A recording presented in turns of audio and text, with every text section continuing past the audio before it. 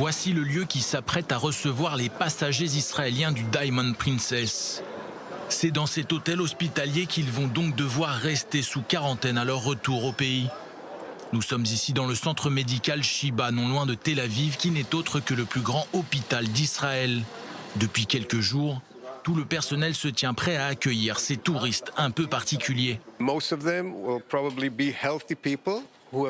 Ces derniers semblent être en bonne santé, même s'ils ont été exposés au coronavirus. Il se peut très bien que certains d'entre eux deviennent cependant malades par la suite. L'équipe médicale sera protégée comme il faut avec des équipements spéciaux qui lui permettra de traiter les patients.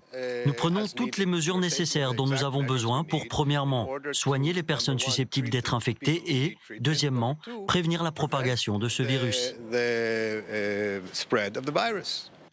D'ordinaire réservé aux patients en convalescence, cet hôtel hospitalier a donc été réquisitionné pour prendre en charge les passagers israéliens du paquebot de croisière, toujours immobilisés sur la côte japonaise, avec plus de 3000 personnes confinées à son bord.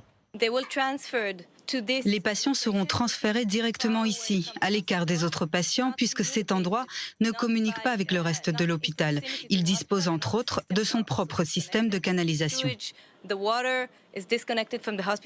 Cet hôtel hospitalier s'apprête en effet à être vidé de ses derniers patients avant d'être complètement stérilisé. Tout doit être prêt d'ici jeudi, jour de l'arrivée supposée des touristes israéliens. Nous utiliserons le plus possible nos outils technologiques pour minimiser l'exposition physique de nos équipes médicales. Et donc nous allons utiliser par exemple ce robot qui peut être installé dans la chambre du malade et qui nous permettra de communiquer avec lui depuis l'extérieur. Nous pouvons aussi y connecter un stéthoscope afin d'ausculter le patient à distance.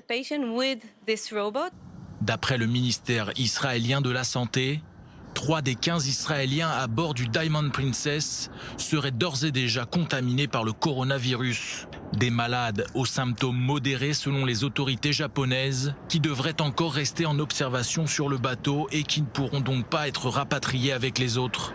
C'est en tout cas ce qu'a annoncé le Premier ministre israélien Benjamin Netanyahou. Selon les derniers chiffres, plus de 70 000 personnes auraient contracté le coronavirus. La majorité d'entre eux sont en Chine. Jusqu'à aujourd'hui, ce virus aurait déjà tué plus de 1700 contaminés.